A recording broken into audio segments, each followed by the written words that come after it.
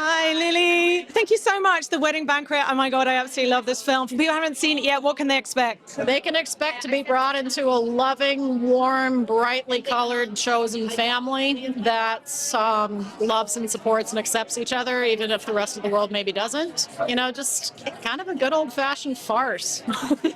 And of course, everything goes right in this crazy little plan that everybody hatches together to stay a chosen family.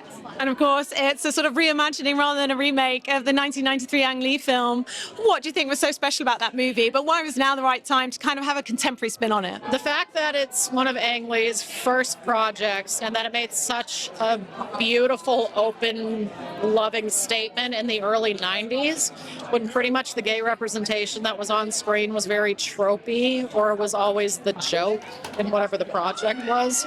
It made the whole experience humorous in a much different way. And I love that one of our most legendary filmmakers, his whole career was sparked from doing that film and from giving the gift of that film at a time when we weren't getting anything like it. And then now, having this reimagining, I think it was so wonderful to just acknowledge how much the world has changed, how much, you know, in queer spaces, how much more societally accepted it is, even if it's still a struggle with families and certain cultures. I also love that we are kind of in the era where chosen families have to be a lot bigger. Just the undertones of gentrification in the story and this family like choosing to be together, but also to live in a home like they do in the film. They need to have a lot of incomes to support it, and you need to have a lot of incomes to support and raise a child. Yeah, I think it's reflective of the society we live in now, and it's also just a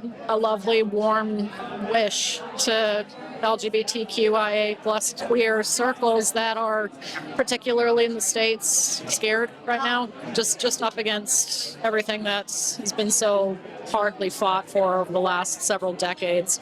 So just providing that sweet little respite and welcome into the home where all the wishes are fulfilled, and it's just a good fun time.